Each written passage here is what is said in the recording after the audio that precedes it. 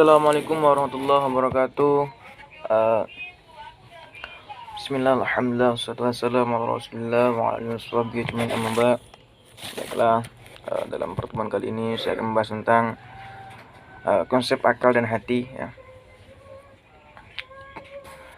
Nama saya sebelumnya mohon maaf, Dwi Mas Ilham Syah, SMPIA 2, NIM 20201531.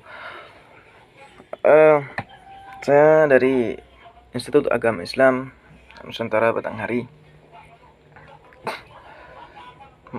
Video kali ini akan saya bahas tentang konsep akal dan hati yang berdasarkan dari materi Bapak dosen pengampu Bapak Amiruddin SPDI MPDI.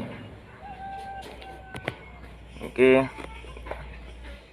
latar belakang pertama, sebelumnya rasio atau pemikiran.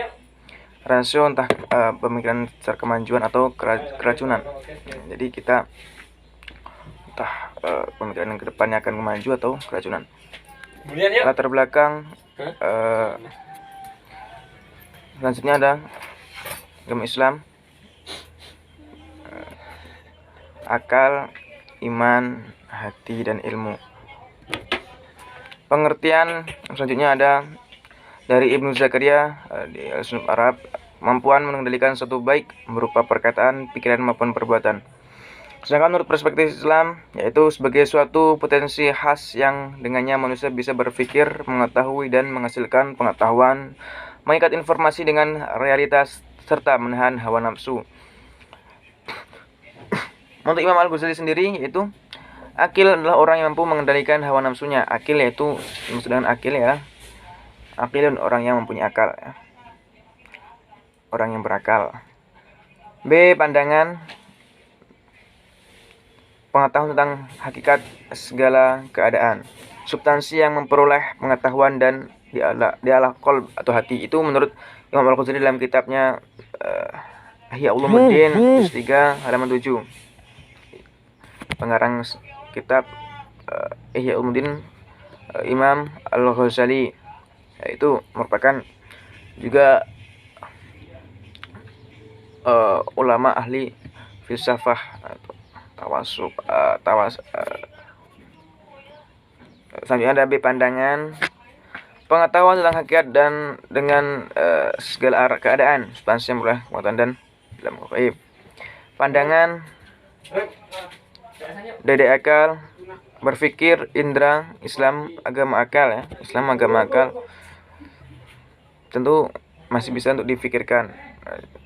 Sejatinya kemampuan akal secara rasio bagi manusia dengan dukung panca indera yang mengungkap pengetahuan di dunia rasional atau sampai empiris ya adalah tidak terbatas.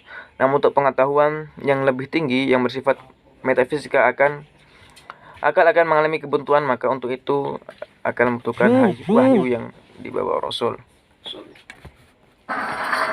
Jadi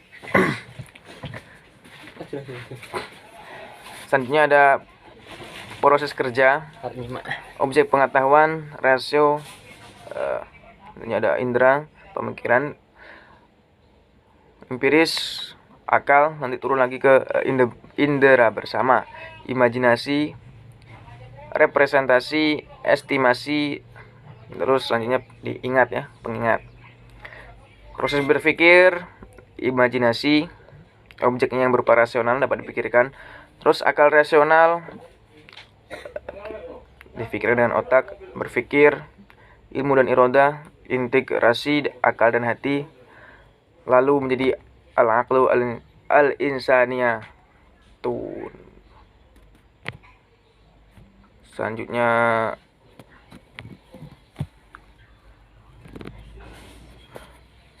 ada hati. Kita lanjut ke hati yang tadi sudah akal, sekarang kita ke hati. Secara etimologi, hati merupakan berubah ya, berpindah, berbalik. Dan secara terminologi atau istilah, jantung yang berada di dada, inti sesuatu. Ada sebuah hadis menyatakan bahwa ala wa inna fil jasadi mudghatan idza salahat salahal jasadu kulluhu wa idza fasadat fasadal jasadu kulluhu illa wahyal al-qalbu. Muttafaqun alaih ya. Bahwasanya ingatlah bahwa sesungguhnya dalam tubuh manusia terdapat segumpal darah, dan ketika bagus segumpal darah tersebut maka bagus semua jasadnya, dan ketika rusak segumpal darah tadi ya, yaitu hati tadi ya, maka buruk semua atau rusak semua seluruh jasadnya. Apakah itu? Ala wahya al-qalbu ya. Dan sesungguhnya ialah hati. Muttafaqun alaih. Pandangan Al-Ghazali tentang qalb yaitu hakikat manusia yang halus untuk mengenali, mengetahui, memutuskan, yang diajak bicara, yang dituntut diberi pahala dan disiksa.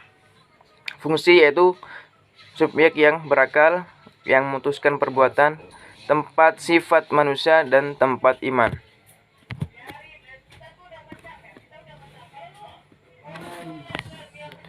Tentara hati manusia, qalb, syahwat, amarah, pasukan batin, penglihatan, pendengaran, penciuman, perasa, dan peraba. Sedangkan amarah itu pasukan zahir ya, 5 alat indera, tangan, kaki, dan seluruh anggota badan. Relasi antara akal dan hati yaitu sifat dan persamaan akal dan qalb. Persamaannya das yang halus dan ghaib, substansi yang mengetahui.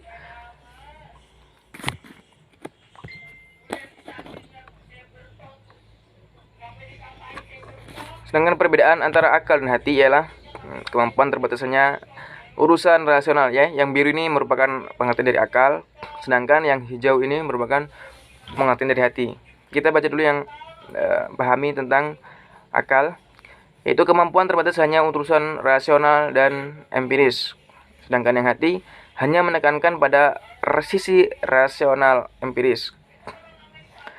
Yang akal kemampuan tak terbatas hingga urusan spiritual dan metafisika. Sedangkan yang hati lebih menekankan pada sisi rasional, empiris, dan spiritual. Itulah tadi antara konsep akal dan hati.